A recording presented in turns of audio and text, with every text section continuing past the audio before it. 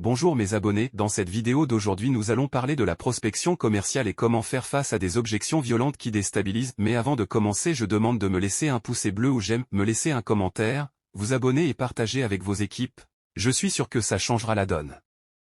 Dans la première partie, soyez attentifs car c'est très important. Dans la prospection ou vente, il existe plusieurs objections modernes ou classiques, telles que j'ai déjà un fournisseur, vous êtes trop cher, ou encore je ne suis pas décideur. Cependant, il y a aussi les objections violentes, comme vous êtes des voleurs, ou vous êtes nuls. Voici 3 techniques efficaces pour contrer ces objections violentes dans la prospection ou la vente. 1. L'autodérision, utilisez l'humour pour désamorcer la tension. Par exemple, vous pourriez répondre avec un sourire, « Ah, vous savez, on essaie d'être les meilleurs voleurs possibles. » 2. Le sourire, restez calme et souriant face à l'agressivité. Un sourire peut déstabiliser votre interlocuteur et le pousser à reconsidérer son attitude. 3. Le prolongement, lorsqu'une objection violente est lancée, prenez une pause et prolongez le silence. Cela peut inciter la personne à réfléchir et à modérer ses propos. N'oubliez pas que la bienveillance et la maîtrise de soi sont essentielles pour gérer ces situations délicates. Nous attaquerons ensuite la deuxième partie de la vidéo.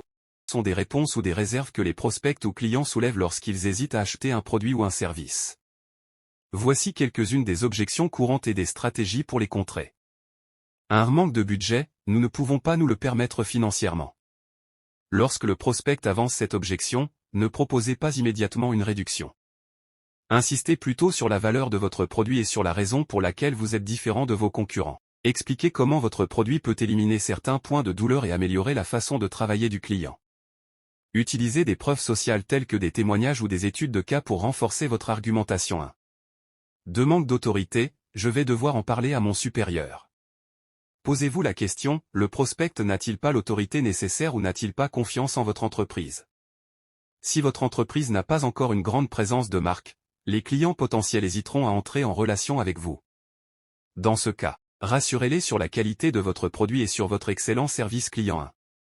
3. Manque de besoin, nous n'avons pas vraiment besoin de cela. Identifiez les points de douleur spécifiques du prospect et montrez-lui comment votre produit peut les résoudre. Mettez en avant les caractéristiques qui répondent directement à ses besoins. Par exemple, je comprends, mais notre solution peut vous aider à réduire vos coûts opérationnels de X%.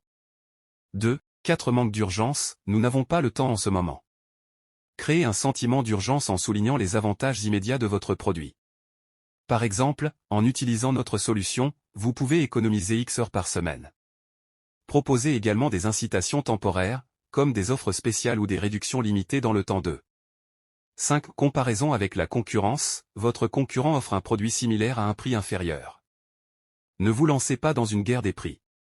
Mettez en avant les différenciateurs de votre produit, tels que la qualité, le service client, la personnalisation, etc. Expliquez pourquoi votre solution est plus avantageuse à long terme. 6. Peur du changement, nous avons toujours fait les choses de cette manière. Montrez les avantages du changement et les résultats positifs que votre produit peut apporter. Utilisez des exemples concrets de clients qui ont réussi grâce à votre solution. 7. Doute sur la fiabilité, comment puis-je être sûr que cela fonctionnera?